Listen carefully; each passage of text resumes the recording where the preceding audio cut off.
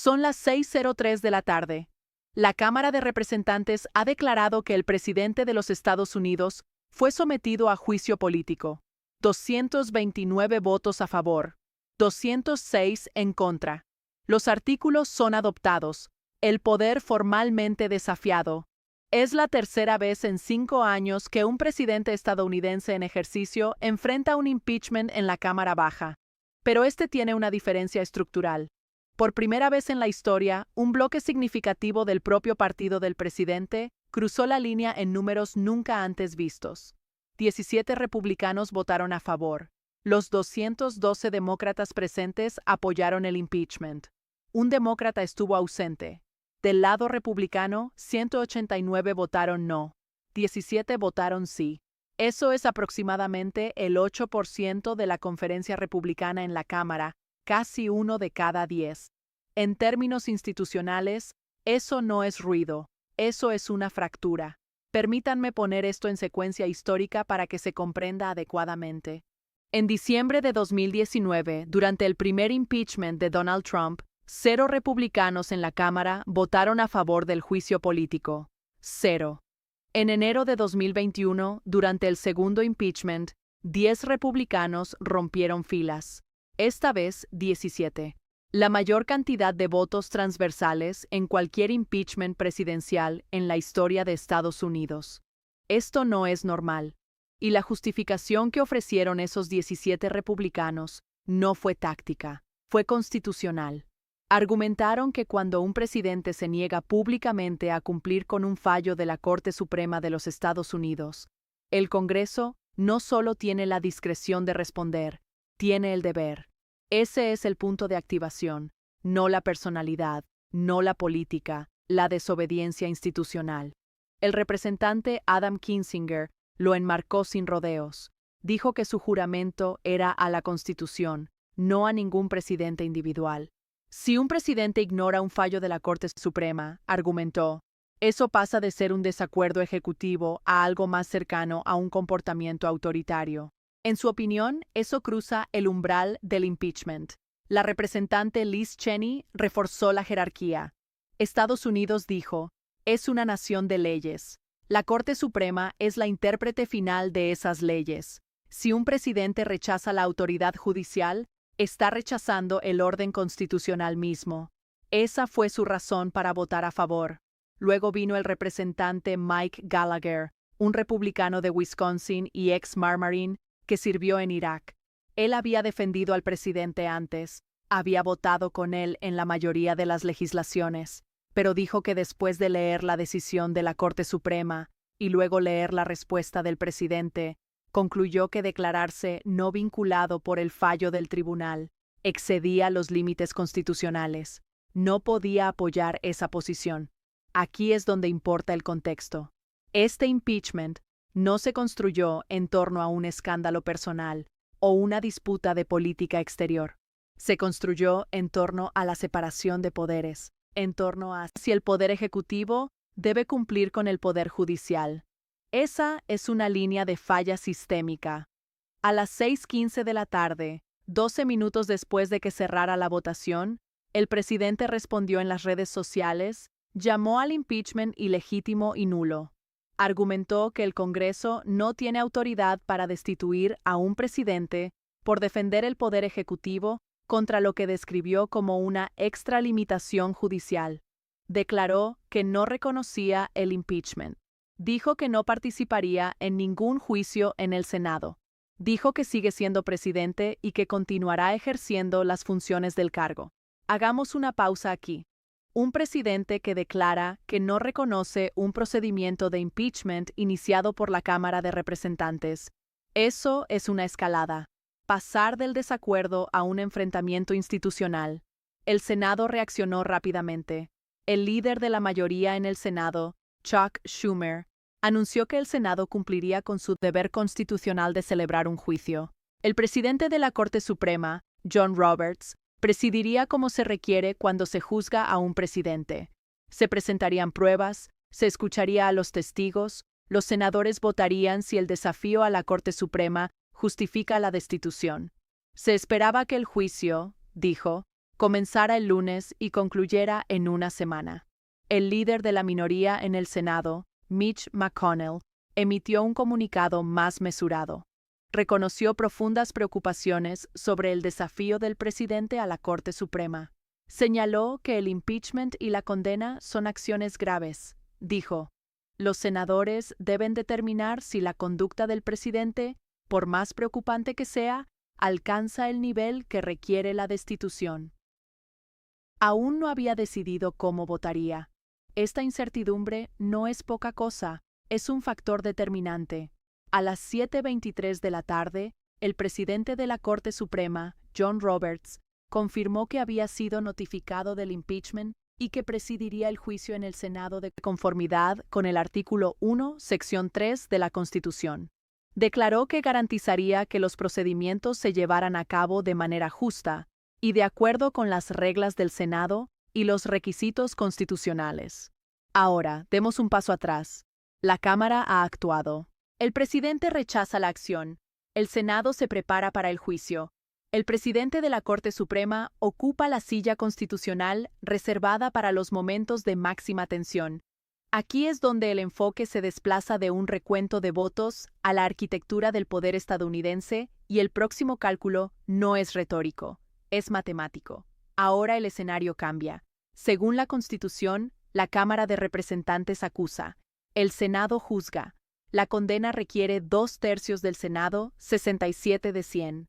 No una mayoría ni una mayoría fuerte, una supermayoría diseñada para que la destitución sea rara, deliberada y estructural. Mente difícil. Aquí es donde la confrontación deja de ser simbólica y se vuelve matemática. La composición actual del Senado es simple sobre el papel. 51 escaños están en manos de demócratas e independientes que se unen a ellos. 49 escaños están en manos de republicanos.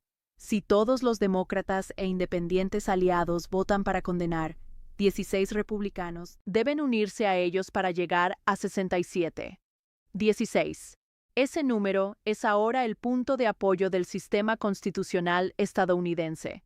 Incluso antes de que comience el juicio, 12 senadores republicanos ya habían rechazado públicamente la afirmación del presidente de tener poderes de emergencia amplios. Los nombres importan porque las instituciones son sostenidas por individuos. Mitch McConnell, Mitt Romney, Lisa Murkowski, Susan Collins, Bill Cassidy, Ben Sasse, Richard Burr, Pat Toomey, Rob Portman, Tom Tillis, Shelley Moore, Capito, Johnny Ernst. 12. Sí, los 12 votan para condenar. Se necesitan 4 republicanos más. Sin ellos, el esfuerzo fracasa. Aquí es donde hay que reducir la velocidad y entender el poder de negociación. Las declaraciones públicas hechas antes de un juicio son señales. Las señales reducen la incertidumbre. Las señales crean estructuras de permiso dentro de un partido. Ya se están discutiendo posibles votos adicionales. Mike de Dakota del Sur dicho que se debe respetar el fallo de la Corte Suprema. Shelley Moore, Capito de Virginia Occidental, ha descrito la respuesta del presidente como inapropiada. Todd Young de Indiana ha pedido el cumplimiento de las órdenes judiciales. John Thune, de Dakota del Sur, ha expresado su preocupación por una crisis constitucional. Si esos 4 se unen a los 12, el número llega a 16, añade a 51 demócratas y 67 para la condena. Se vuelve no retórico, sino aritméticamente posible. Permítanme decirlo claramente. La diferencia entre la destitución y la supervivencia puede reducirse a 4 individuos, pero los números por sí solos no deciden esto. La presión sí. Los incentivos sí, amenazas de primarias, presión de donantes, ecosistemas mediáticos, todo se comprime en esa Cámara del Senado y ahí es donde surge la matriz de escenarios. Escenario 1. El Senado condena con al menos 67 votos. El presidente es destituido de su cargo. Bajo la sucesión constitucional, ya sea marco de la BI 5 enmienda o la línea de sucesión establecida, el presidente en funciones se convierte en presidente. Esto marcaría una de las afirmaciones más trascendentales de la autoridad del Congreso sobre el poder ejecutivo en la historia moderna. Escenario 2. La condena fracasa, pero por poco. 63 a 66 votos a favor. El presidente sobrevive, pero debilitado. El mensaje institucional se vuelve ambiguo. Desafiar a la Corte Suprema está mal, quizás incluso es peligroso, pero no es motivo suficiente para la destitución. Se intentó la rendición de cuentas, pero no se logró. Escenario 3. La condena fracasa de manera decisiva. Menos de 60 votos para condenar. El presidente se declara victorioso, se vuelve más audaz. Un presidente puede desafiar abiertamente a la Corte Suprema y sobrevivir si su partido cierra filas. Aquí es donde lo que está en juego se expande más allá de una administración, porque cada escenario reescribe las expectativas para futuros presidentes. Ahora, consideremos los indicadores que determinarán qué camino se materializa. Indicador 1. El presidente revoca la orden de emergencia o anuncia el cumplimiento del fallo de la Corte Suprema antes o durante el juicio. Si lo hace, algunos senadores pueden argumentar que la crisis constitucional se ha resuelto, reduciendo la necesidad de destitución. Si no lo hace, el desafío sigue activo. Indicador 2. ¿Algún senador republicano se compromete públicamente a votar para condenar antes de que concluya el juicio? Los compromisos tempranos crean impulso. También proporcionan cobertura política para otros. Indicador 3. ¿El presidente participa en el juicio o lo boicotea? Si se niega a montar una defensa, la condena puede volverse procesalmente más limpia, pero un boicot también podría energizar a sus seguidores y enmarcar el juicio como ilegítimo ante sus ojos. Indicador 4. ¿Qué pruebas presentan los fiscales de la Cámara? ¿Pueden demostrar que el desafío del presidente constituye una amenaza estructural para el orden constitucional en lugar de una disputa política? Indicador 5. La opinión pública. Si las encuestas nacionales, incluso entre los votantes republicanos, se inclinan hacia el apoyo a la condena, los senadores ganan aislamiento político. Indicador 6. Un shock externo. Otra crisis. Otra escalada. Una declaración o acción que cambie el cálculo a mitad del juicio. Esto no es teatro, es fluido. Para entender lo inusual de este momento, miremos hacia atrás. En 1868, Andrew Johnson fue sometido a impeachment. El Senado votó 35 para condenar, 19 para absolver a un voto de la destitución. El sistema se tensó, pero resistió. En 1999, Bill Clinton fue sometido a impeachment. El Senado votó 50-50 en un artículo y 455 en otro. La condena nunca estuvo al alcance. En 2020, Donald Trump enfrentó su primer impeachment.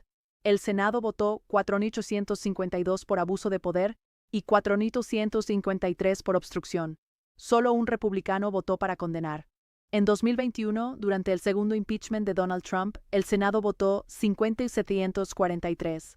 7 republicanos apoyaron la condena, todavía a 10 votos de distancia. El patrón es inconfundible. Los juicios políticos presidenciales casi nunca terminan en destitución, pero este caso introduce un eje diferente. El cargo no se centra en mala conducta personal, ni enredos extranjeros, ni en perjurio. Se centra en un presidente que declara que no está vinculado por un fallo de la Corte Suprema que afecta directamente a la separación de poderes. Una es política. Los senadores se enfrentan a los votantes, se enfrentan a desafíos en primarias, se enfrentan a redes de donantes y bases activistas que pueden castigar la desviación. Esa presión es inmediata y personal. La otra presión es constitucional. El juramento que los senadores prestan en un juicio político no es al partido. Es hacer justicia imparcial de acuerdo con la Constitución y las leyes. Se les pide que sopeen la supremacía de la autoridad judicial contra la estabilidad de la alineación partidista. Aquí es donde la gravedad institucional se intensifica. Mitch McConnell no se ha comprometido con un voto. Ha expresado su preocupación por el desafío del presidente a la Corte Suprema. Ha reconocido la gravedad de la condena y la destitución, pero no ha elegido un bando. Esa ambigüedad es trascendental. La posición de McConnell históricamente ha moldeado los límites internos de la conferencia republicana. Si se mueve hacia la condena, podría recalibrar el centro de gravedad dentro del partido. Si se resiste, podría consolidar la oposición a la destitución, un individuo potencialmente fundamental. Esto no es simplemente un juicio sobre una decisión, es un referéndum sobre si la autoridad del Poder Judicial es vinculante o meramente consultiva cuando se enfrenta a la resistencia presidencial. Y si 16 senadores republicanos concluyen que la lealtad al partido pesa más que la supremacía judicial, las consecuencias no terminarán con esta votación. Aquí es donde la narrativa pasa de una lucha política a una prueba de estrés institucional. Según informes y análisis de The New York Times, The Washington Post y Reuters, en confrontaciones constitucionales previas, el desafío abierto a la Corte Suprema por parte de un presidente es ampliamente considerado como un desafío severo al sistema de pesos y contrapesos. El Poder Judicial carece de poder de ejecución propio, depende del cumplimiento por parte del Poder Ejecutivo. Estudiosos constitucionales que hablaron en CNN y en informes de Associated Press han argumentado durante mucho tiempo que si el Poder Ejecutivo se niega a cumplir con un fallo final de la Corte Suprema, al Congreso le quedan muy pocas herramientas. La más poderosa es el impeachment, lo que nos devuelve al Pleno del Senado. Esto no es simplemente un juicio sobre una decisión, es un referéndum sobre si la autoridad del Poder Judicial es vinculante o meramente consultiva cuando se enfrenta a la resistencia presidencial. Y si 16 senadores republicanos concluyen que la lealtad al partido pesa más que la supremacía judicial, las consecuencias no terminarán con esta votación. La votación en la Cámara 229 a 206 se erige ahora como el impeachment presidencial más bipartidista en la historia de Estados Unidos. Que 17 republicanos crucen la línea no es una nota al pie, es un hito político. Por primera vez, un bloque significativo dentro del propio partido del presidente ha declarado que desafiar abiertamente a la Corte Suprema cruza un límite constitucional inaceptable. Esa línea importa, porque una vez que los miembros del partido de un presidente reconocen una ruptura de la autoridad judicial, el argumento ya no es puramente partidista, se vuelve institucional. Señala que los guardarraíles no dependen enteramente del partido de la oposición. Sugiere que la restricción interna aún es posible, pero la verdadera prueba ya no está en la Cámara. El Senado entra ahora en este juicio soportando dos presiones simultáneas.